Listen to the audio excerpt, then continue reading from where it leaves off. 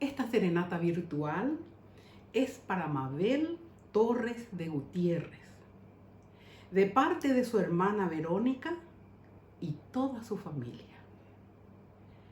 El mensaje dice así: te deseamos muchas felicidades. Esperamos que Dios te dé muchos años de vida con salud y que sigas siendo dentro de nuestra familia la mamá grande de todos.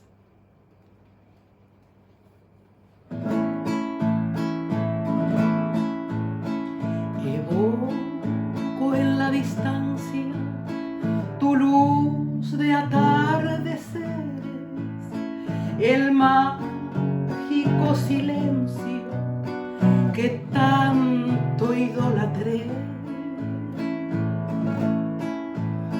la sombra de tus calles vistiendo mis amores, allí junto a la amada que nunca olvidaré.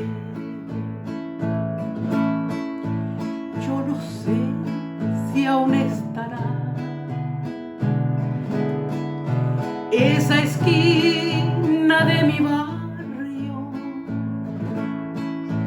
donde antaño yo aguardara a la dueña de mi amor. Bella estampa del recuerdo,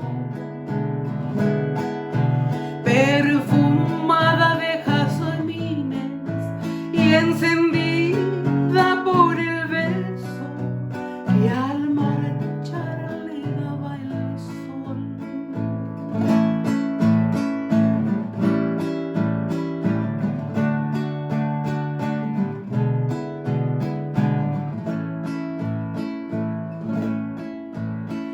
Las nubes de ese cielo tal vez ya se han marchado, cansadas de no hallarnos muy juntos como ayer.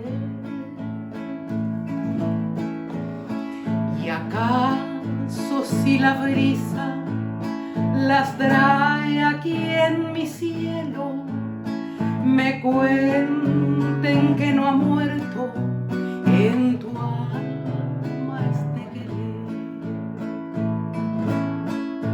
Te imagino en la distancia,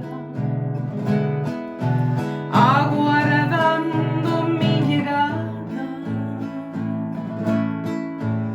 y en tu negra cabellera una flor de recedad. Bellas tardes azucenas,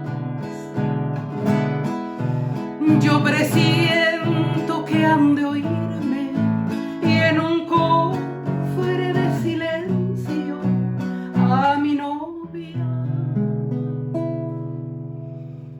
guardará.